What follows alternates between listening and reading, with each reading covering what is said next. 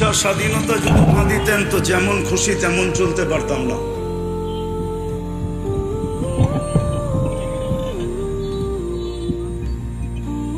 লাগবে না আর করতে হইব না, সরো এখান থেকে। অতীত 15 বছর তো দেখাইলাম, সারাদিন যতক্ষণ তেল মারছে অতক্ষণ আল্লাহ আল্লাহ করলে সবগুলা কুতুব হয়ে যেত। সারা দিনে তো একবার আল্লাহ আল্লাহ করে নাই। দেখলাম তো মিডিয়াওয়ালাদেরকে তেল মারতে মারতে তেলের দাম বাড়ায় দিল। এখন আবার স্বৈরাচার বলতে বলতে গলা শুকায় দেয়, একটু পরে পরেই দেখি আবার পানিও খায়। মিডিয়া দেখেন না পানি খেতে, এটার নামই তো দুনিয়া। জমিন তো এটাই বলে, অনুমতি দেন না সাইজ করি দেখি কোন কোয়ালিটির। শুধু জমিন বলে না, কুল্লা ইয়াউমিন আকবাল বাহরু ইস্তাযিনু রাব্বা।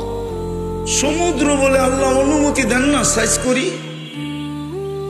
সব তো আপনার ভোগ করে। অস্তিত্বটা কে দিছে? আপনার ভিতরে কোয়ালিটি কে রাখছে? মেধা কে দিছে? যোগ্যতা কে দিছে? লালন পালন কে করে? কয়বার আল্লাহ বলি? সব আল্লাহর দেওয়া, আল্লাহই করে। রাগ হয়ে যাবেন বললে তো রাগ হয়ে যাবেন, বলবো। অতীত 15 বছর একটা কথাই বলছেন, আল্লাহ নামাইলে নামবো, নাইলে কারো নামানোর ক্ষমতা নাই। কিন্তু আল্লাহ ওই ল্যাংটা পোলাপান্ডে দিয়ে নামায় দেখায় দিছে। একটু বুঝেন, মাথার ব্রেন দিয়ে কাজ করেন। ছাত্র কি এটি তো ল্যাংটা, ঠিক না? ছাত্র তো এখনো লঙ্গি খুললে কেউ কিছু বলে না, ঠিক না? ছাত্র তো, ঠিক না? ল্যাংটা পোলাপানি তো নামায় দেখায় দিছে, ঠিক না? না আমরা নামাইছি? আপনারা ওই ল্যাংটা পোলাপান গুলা দিয়ে নামাইছে আল্লাহ। তারপরে যদি হুশ না আসে আর কবে আসবে?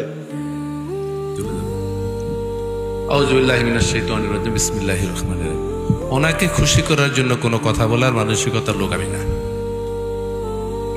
আমরা যেহেতু একটা পর্যায়ে অবস্থান করি, সঙ্গত কারণে বহু জায়গায় আমাদের প্রধান অতিথি করে।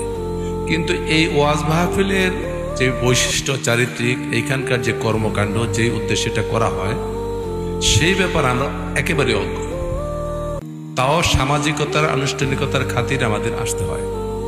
আমি এই বছর ওয়াজের সংখ্যা অনেক বেশি, এটা আপনারা জানেন। অনেক জায়গায় গিয়েছি।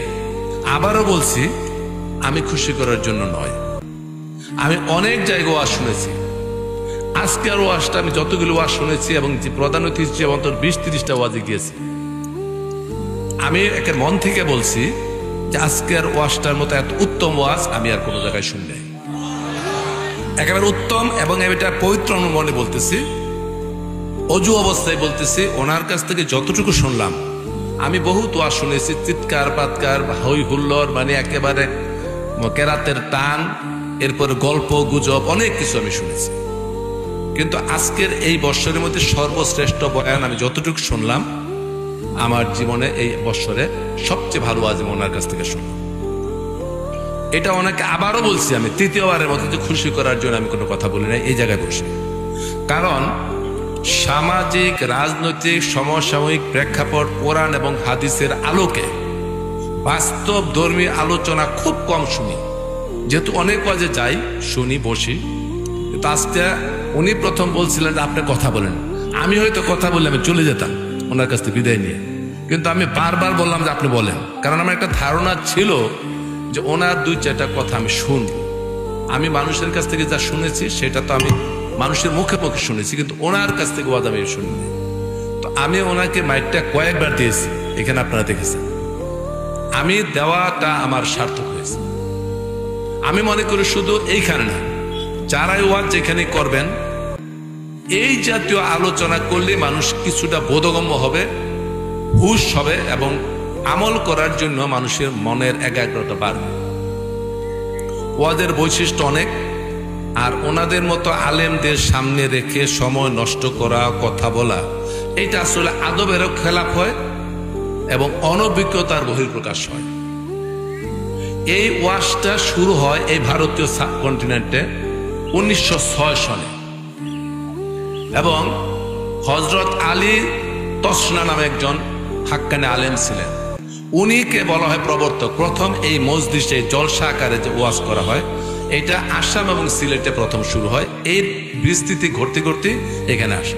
আজকে মেঘডুবিতে যে ওয়াজের মধ্যে যারা কথা বলেছেন, সবার কথা শোনার সৌভাগ্য হয় নাই। উনি কয়েকটি দিক নির্দেশনামূলক কথা বলেছেন, যেটা থেকে রাজনীতিবিদ হোক, ব্যবসায়ী হোক, আর যাই হোক, যে যে পেশায় আছি না কেন, আমরা প্রত্যেকের শিক্ষণীয় অনেক কিছু আছে।